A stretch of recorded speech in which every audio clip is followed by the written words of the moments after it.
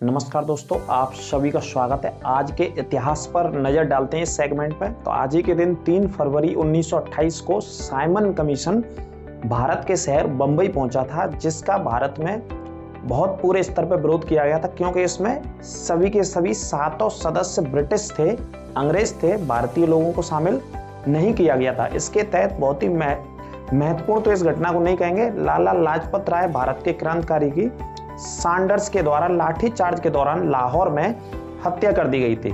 फिर इनकी मौत का बदला सुखदेव चंद्रशेखर आजाद और अन्य क्रांतिकारियों ने लाहौर में ही लिया था। तो आज ही के दिन ये घटना थी। दूसरी घटना बात करते हैं, 3 फरवरी 1925 को भारत में पहली बिजली की ट्रेन मुंबई से कुर्ला के मध्य चली थी, आज ही के दिन।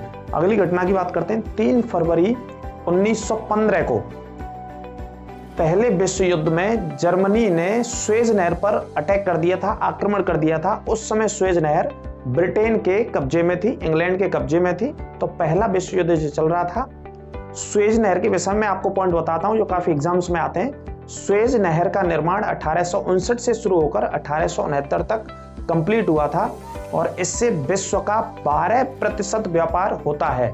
और सुएज नहर के बनने से मुंबई के बंदरगाह की दूरी यूरोप के देशों तक पहुंचने के लिए लगभग 7000 किलोमीटर कम हो गई थी।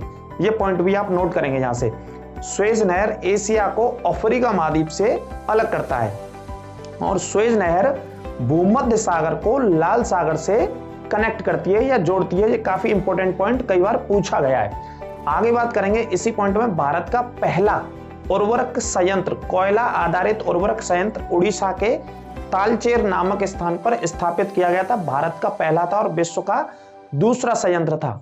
आज ही के दिन 3 फरवरी 1916 को बनारस हिंदू विश्वविद्यालय की नींव रखी गई।